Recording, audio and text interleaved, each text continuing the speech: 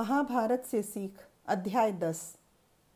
इस अध्याय का शीर्षक है विदुर का उचित मार्गदर्शन तथा विधि का खेल।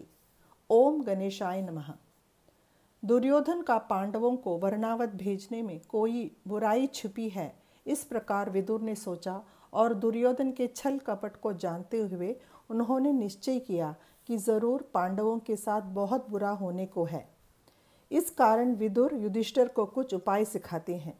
वे युधिष्ठिर को कुछ गुप्त सूचना भी देते हैं। आग के कारण पांडवों को कुछ हानि पहुंचने वाली है, इसका ज्ञात होकर विदुर उससे बचने के कुछ व्यवस्थाएं भी करते हैं। पांडव वर्णावत आ पहुंचते हैं। दुर्योधन के एक मंत्री जिसका नाम पुरोचन था, उसने ही उस मोम का महल बनाया था दुर्योधन के आदेश से। पांडवों को वहां पहुंचते ही ज्ञात हो गया कि पुरोचन द्वारा बनाई गई यह मोम का महल एक जैसे ही आग लगे वो जल जाएगा, इस प्रकार बनाया गया था। विदुर पांडवों की जान बचाने के लिए उनके एक विशेष आदमी को भेजते हैं पांडवों के पास। उस आदमी का नाम कनक था। इस आदमी ने गुप्त रूप से एक सुरंग को खोदा उस महल से बाहर निकलने के लिए। युधिष्ठिर को एक योजना सूझी और उन्होंने अपने भाइयों से उस योजना को साझा किया। पुरोचन को उस महल को आग लगाने से पहले हम ही उस महल को आग लगा देंगे, इस प्रकार उन्होंने ठान लिया। उनकी जासूसी करने के लिए एक औरत भी नियुक्त की गई थी पुरोचन द्वारा। जब पांडव महल को आग लगाएंगे तब वह औरत और उसके 5 बच्चे तथा पुरोचन भी उसमें जल जाएगा। इसी प्रकार पांडवों ने सोचा और ये योजना बनाई और हुआ भी वैसे ही। और उन्होंने सोचा कि पांडवों ने कि लोग सोचेंगे, विश्वास करेंगे कि कुंती और पांडव आग में जलकर मर गए हैं और ये खबर जरूर हस्तिनापुर तक पहुंचेगी। पांडवों की योजना के अनुसार ही सब कुछ हुआ और वह जैसे कि मैं पहले बताया गया है, वो जासूसी काम वाली भी मर गई, उसके बच्चे भी मर गए और पुरोचन भी आग में जलकर मर गया। ये खबर जैसे भी हो हस्तिनापुर पहुंच गई।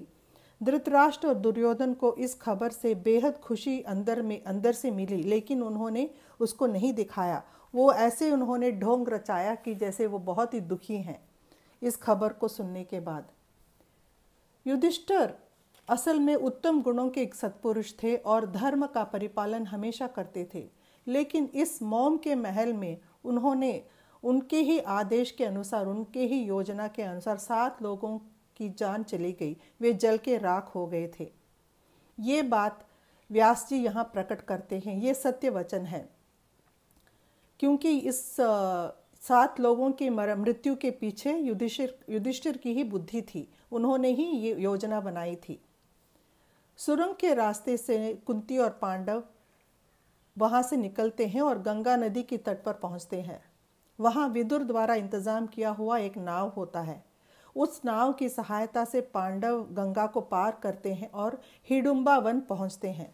हिडुम्बा वन पहुंचते ही वहां एक राक्षस से उनकी मुलाकात होती है। वो हिडिम्ब है जो इन सबको पांडवों को मार के उनको खाना चाहता है। इस बीच भीम और हिडिम्ब के बीच में घोर युद्ध जैसे होता है और भीम हिडिम्ब को मार डालते हैं, उसको ही हत्या कर देते हैं।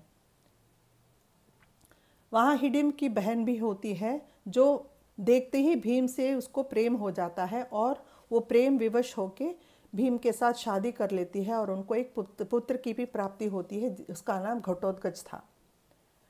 व्यास जी गुप्त रूप से पांडवों से मिलने के लिए उस हिडुम्बा वन में चले जाते हैं और सलाह देते हैं कि कुछ दिनों तक पांडव चुपचाप ही रहें, गुप्त ही रहें और कहीं छिपे ही रहें, यही उनके लिए सही होगा। फिर उनको क्या करते हैं, वहां से एक ब्राह्मण के घर ले जाते हैं, पास वाले एक गांव में। पांडव भी उस ब्राह्मण के घर में जाके रहने लगते हैं और भेष भी ब्राह्मण की तरह बदल लेते हैं। अपने गुजारे के लिए वे गांव के घरों से भिक्षा मांगकर जीना शुरू करते हैं। राजमहल में पैदा होकर राजभोग का अनुभव करने वाले पांडवों की विधि वश होकर भिक्षा मांगने की एक समय आ गया है। विधि की खेल बहुत ही विचित्र होती है और शक्तिशाली होती है। इसके सामने किसी का कुछ बुद्धि या किसी का कुछ काम नहीं आता। उस गांव में एक राक्षस रहता था, उसका नाम बकासुर था। हर रोज हर एक के घर से एक व्यक्ति को भोजन के तौर पर बकासुर के लिए जाना पड़ता था। वो घर वाले ही उनको भेजा करते थे।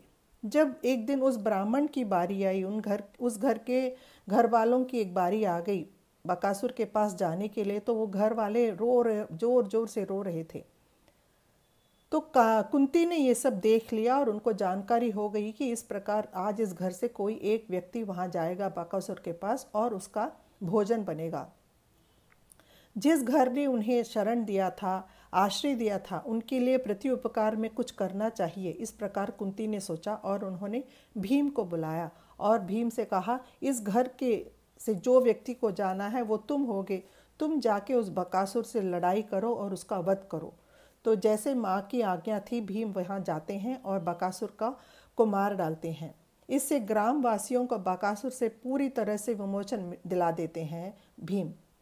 पांडवों और भी इसके जैसे व्यास जी ने सलाह दिया था, और भी कुछ दिन पांडव उसी गांव में रहते हैं और अपना गुजारा करते हैं।